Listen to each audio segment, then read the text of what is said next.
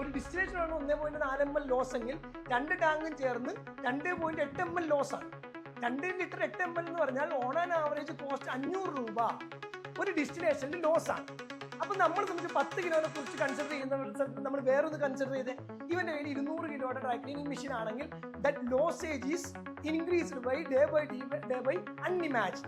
അങ്ങനെ വന്നപ്പോഴാണ് ഈ പെർക്കിൽ എന്ത് ചെയ്തു, there is lot of R&Ds happen, research and development നടന്ന് അങ്ങനെ ഈ 86 നിന്ന് കിടന്ന സാധനം കുറഞ്ഞ് ഓരോ കമ്പനികളും ഡെവലപ്പ് ചെയ്ത് ലാസ്റ്റ് ഇറക്കിയ പല കമ്പനികളുടെയും ഡിസ്റ്റിലേഷൻ പെർസെൻറ്റേജ് 99.6% ആണ്.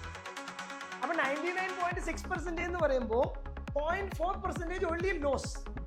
ഇൻ ദ സെൻസ് കോസ്റ്റ്, ഒരു ലോണ്ടറിയുടെ വളർച്ച എപ്പോഴും കോസ്റ്റ് ആണ് വളർച്ച. Cost income and expenditure is equal to profit. That profit will be ROI. This is a cost. ഈ കോസ്റ്റിലാണ് ഒരു ബിസിനസിന്റെ വളർച്ച. അപ്പൊ ആദ്യകാലങ്ങളിൽ ഈ ഒരു കാൽക്കുലേഷൻ വെച്ച് നോക്കിയിട്ട് 14% ലോസ് ചെയ്യുന്ന സ്ഥലത്ത് നിന്ന് 0.4% ലോസിലേക്ക് എത്തിയപ്പോൾ ഓട്ടോമാറ്റിക്കലി അത് കണ്ടുപിടിച്ച കമ്പനികൾ there will be patents. അവരവരുടെ പേറ്റന്റ് എടുത്ത് ആ പേറ്റന്റ് അവർക്ക് വിൽക്കണമെങ്കിൽ they will increase the price. അങ്ങനെയാണ് മിക്കവരും എന്നോട് വിളിക്കും 3,75,000 രൂപയ്ക്ക് ട്രാക്ലിംഗ് മെഷീൻ വിൽക്കുമ്പോൾ സാറ് പറയുന്നത് 29 ലക്ഷം രൂപയ്ക്ക് എനിക്ക് വേറെ ടീം കിട്ടുന്നു. US വിളിച്ചപ്പോഴത്തേക്ക് പലരും പല റേറ്റ് ആണ്. അതെ, ഓരോ കമ്പനികളുടെയും ടെക്നോളജി അനുസരിച്ച് they will very expensive in the market is ഈ പറയുന്ന പെർക്ക് മെഷീൻസ്.